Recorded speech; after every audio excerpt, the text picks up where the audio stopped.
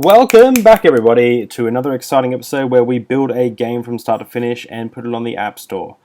Okay, so first, like last episode, what we did is we created a giant log that comes down and adjusted the dynamic gameplay a little bit.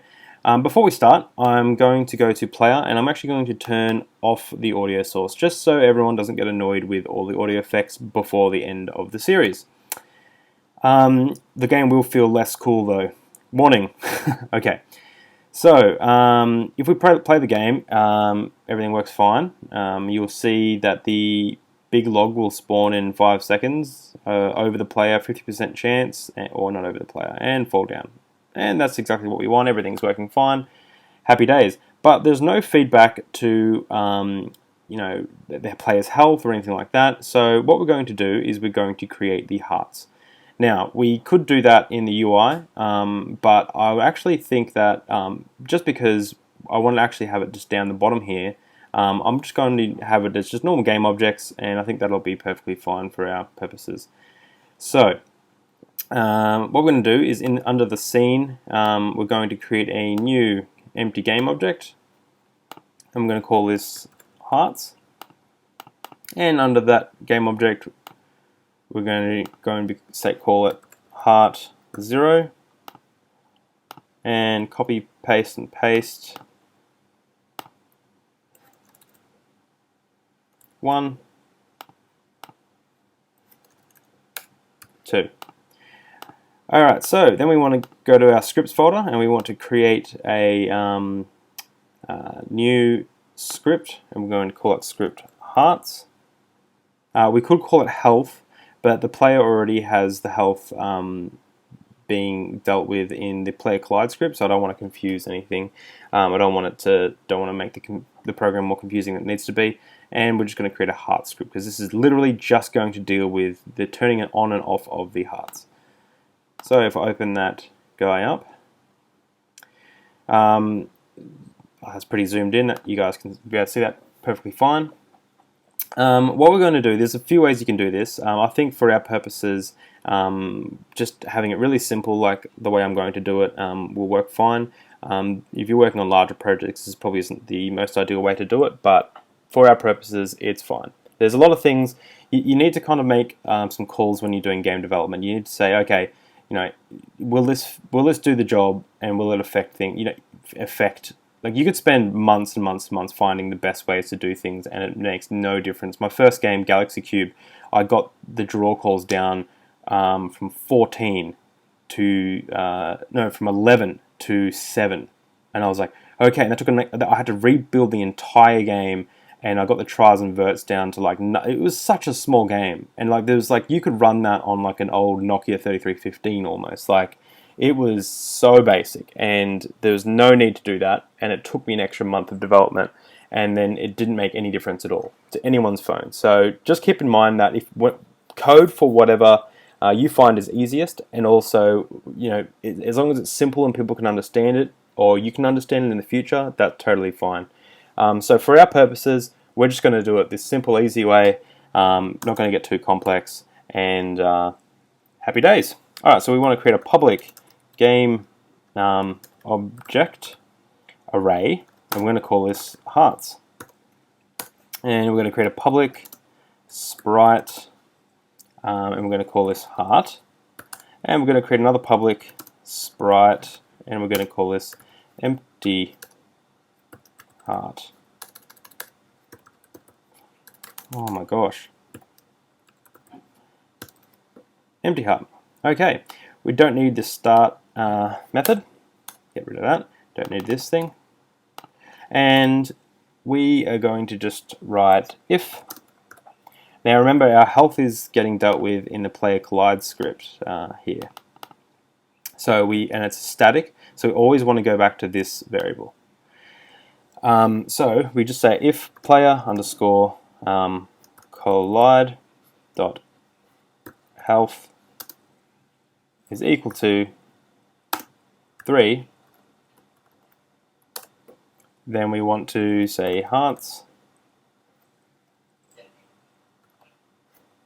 0, which is the first game object in this array, hearts, get component sprite renderer, well, renderer dot sprite, and we're going to equal that to heart.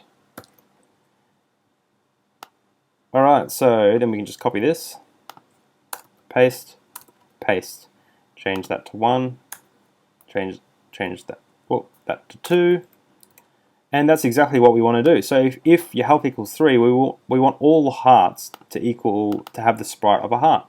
That's fine. Then we want to copy this entire if statement. If the health equals 2, if the health equals 1, and if the health equals 30, no, 0. And we just want to make so we just want to change the last one to empty. We're going to change the last 2 to empty heart, and we're going to change these all to empty heart, empty heart, empty heart, and that, I think that's all. Yeah, that should work fine. Okay, back into our game. If we go to the scripts game object and we add the hearts script, you can see that we got our hearts array. It's asking us how many. Well, we got 3, so we can just add 3, and then we can drag over the hearts game object, drag over the next hearts game object, and drag over the third hearts game object. And we need to add a heart sprite to our hearts game object, well, to our script. So we need to, that's what our heart looks like, and that's what our empty heart looks like. If you don't actually have an empty heart container, you can just write something like, you know, hearts, oh, hearts 0 dot set active equals true, and that's or false if you don't want it to show up anymore. And that's what I did in the original for Love and Dare, but I wanted to have empty heart containers in this one, and Lucio made them for me, so yeah, I'm going to use them. Okay, so that should work fine, except for the fact that all of these don't have sprite renders on them yet. So let's add, we can actually highlight all of them at once and click sprite renderer. Have them 1 in the default, just to make sure that they're definitely above the ground there, and we can actually just add the hearts for now, and we can size it up to 3.5. It's a good size, I think, and we can just then drop these.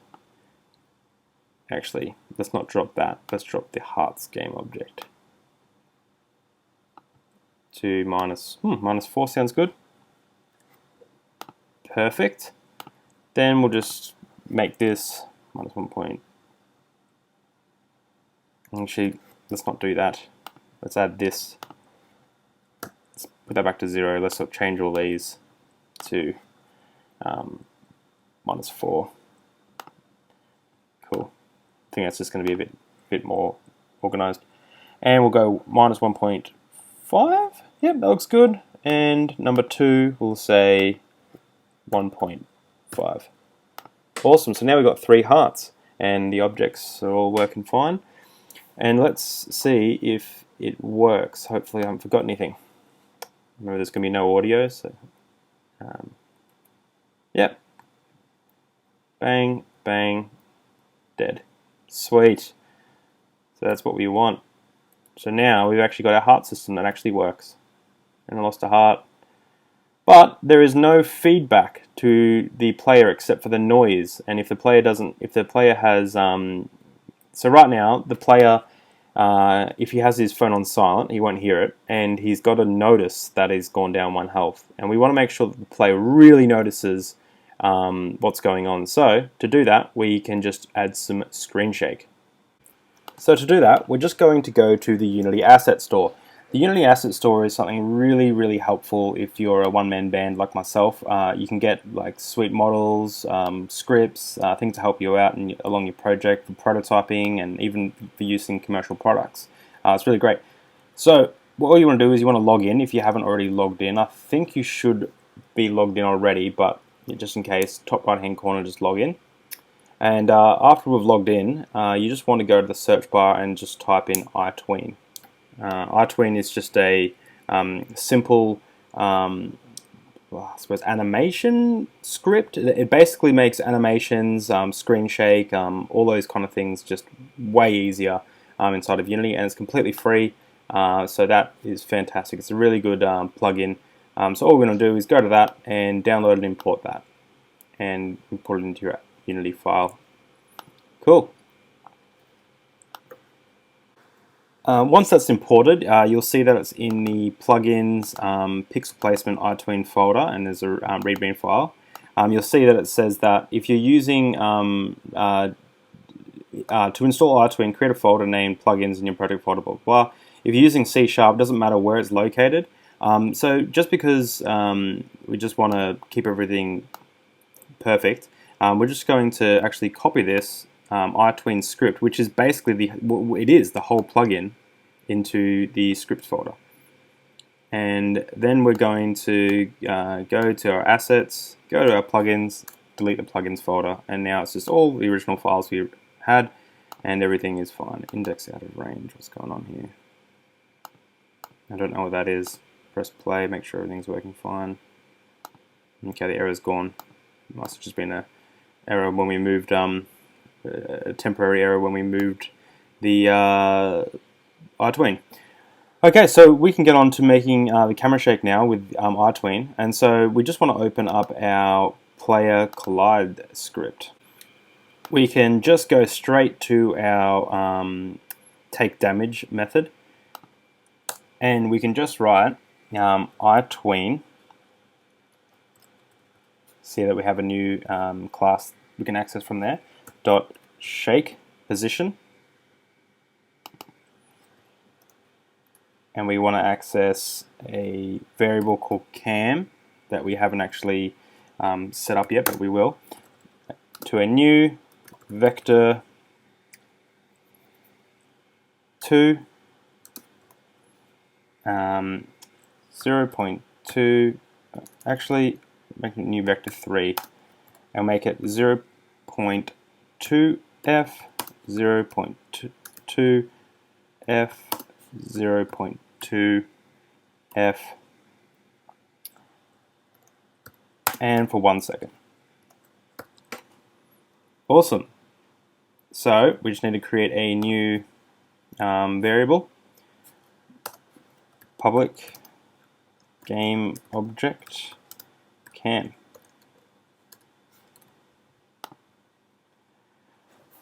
Awesome, awesome, awesome, awesome. So if we go back to our Unity game project, go to scripts.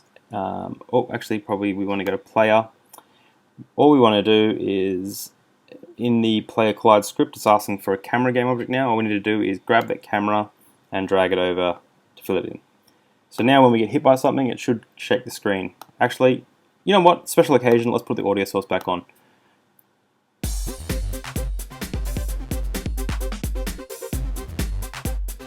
Come on, I got hit by something. Cool, that was cool.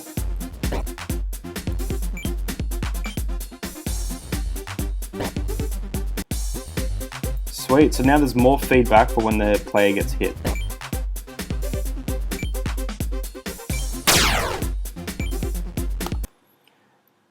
That's fantastic. I think that is awesome. What we might want to do is actually copy this code and go over to our object spawner script. And when we spawn the big tree, we want the debris timer. How are we going to do this? We can make it so iTween the camera, create another public game object cam, shakes when the tree is about to fall, but we want it to shake a fair bit less, 0, 1, maybe not even, maybe more than that, maybe 0,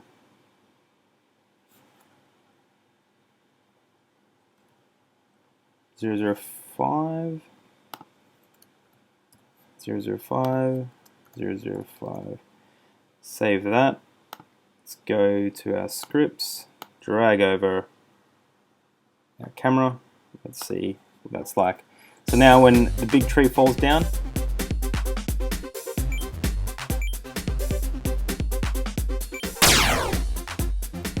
yeah, just shook a little bit. Probably the wrong timing, but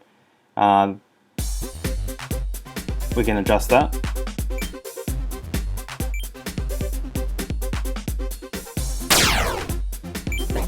I think that's pretty cool. I think it probably, if anything, could go up a little bit.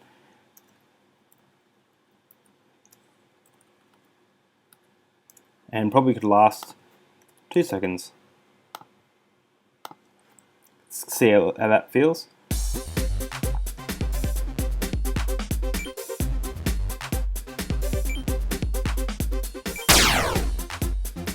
Cool, I reckon that feels good. We can adjust all these things a bit later in the project when we've got a bigger picture, like I was saying before, to make sure things work out good, and we're not just like double handling things and things like that. So we want to make sure that we've got everything down pat before we start doing the fine tuning, and we can do that at the end. So right now everything's working fine, except one big problem that we have is if you look on the scene view here, things keep falling forever. And it's clogging up our hierarchy, and it'll eventually make our game really, really slow. So we're going to create a simple script just called destroy me. And go in the scripts folder, create new C# script. I'm going to call it destroy me. Open that guy up. And all we want to do is get rid of update. We don't need update. We want to create a new public float time to destroy. Destroy. Oh, what am I doing? I just like them to be named like that. Just keep your code all the same. Okay, so then we want to in void start. We want to start coroutine, and we want to call this destroy object. Destroy this, I suppose. And then we got the IEnumerator.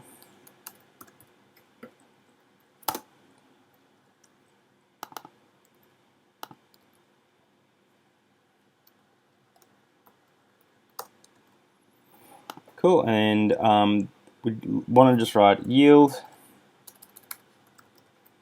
return new wait for seconds. And how long do we want to wait for? Time to destroy. And just a fail safe, if time to destroy equals, probably should put this in there. Time to destroy equals null, then time to destroy equals 10. I think it's pretty good. And then after the destroy, we just need to say destroy game object. So it's just going to destroy whatever game object this is attached to, and after whatever time we put in here. And yeah, that's it. So if we add the prefabs, let's add to the trees, let's add a destroy me script, and we're just going to make them destroy after 2 seconds. Let's see what that does.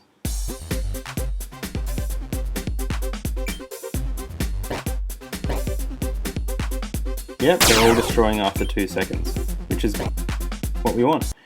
We're actually going to probably increase that to, let's say, 5 seconds. Let's say 4. Four's enough. The token, we can do some stuff with that later. The temporary, the big tree and all these temporary things, add a destroy me script to it, and we're going to say these are going to destroy after 5 seconds. And yeah, I think that's pretty sure that's it, isn't it? Yeah. Except the token. Now the token I want to do some special stuff too. But first let's test out our game. Let's turn off the music first and test our game. Make sure everything's working the way we want it to. Everything, watch this screen, everything is getting destroyed. Yep, everything is getting destroyed, which is exactly what we want. See over here, the only things that are kind of sticking around are the tokens.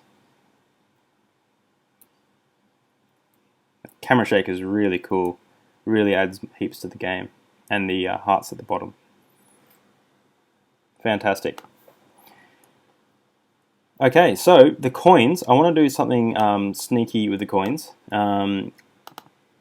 Go to our scripts folder, and we're going to create a new C# script called token rotate. And we're just going to literally write one line of code.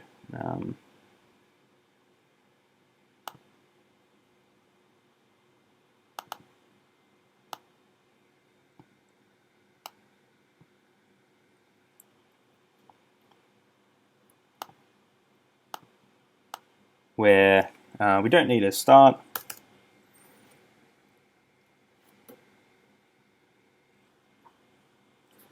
And we're just going to have a private bool can rotate equals false. And then in update, we're going to say if can rotate equals true, then transform dot rotate around vector 2 dot up times 100 times time dot delta time. Sweet, that should work fine. And then we just want to say void on collision enter 2D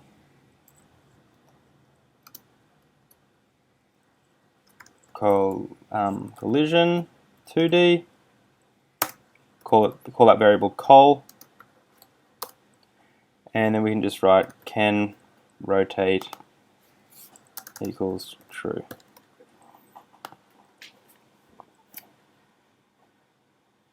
Cool. All right. So that means that when they, if we, I'm actually going to change this to just be called token.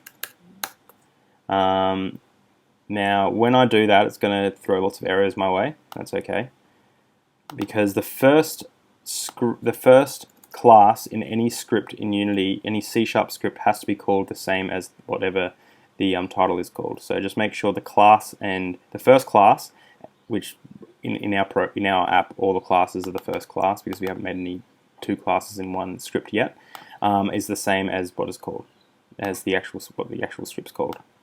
All right. So then what we can do is we can add to the token script. We can add to the token game object. We can add the token script, and let's press play and see what happens. So they fall down and they rotate. Oh, I think that adds some more coolness to the game. Awesome. Game's looking pretty good now. I think we can get them to rotate a little bit faster. I'm going to make that go 200.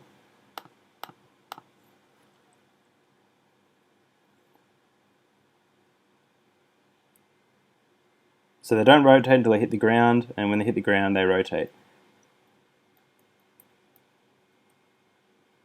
You know what would be cool is if we actually made the rotation speeds random. So what we can do is we can write, we can actually just write random dot range, and we can just say 100 to 250. No, 200. Don't want to make it too sporadic.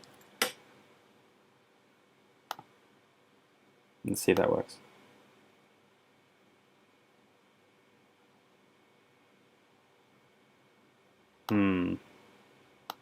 Actually, we're getting some errors. I'm just going to leave that for now and make it 200. Cool. Might change that in the future, but for now we're just going to leave it. We can do all the fine tuning at the end. It's really easy to get caught up and just want to fine tune everything as you're going, but just trust me, you want to get through all the main gameplay first, and then, yeah. Alright, sweet, let's move on to the next thing. See you guys in a later video. Make sure you like, comment, subscribe, and send me some love. I will send you some love back. And I'll see you next time, guys. Peace.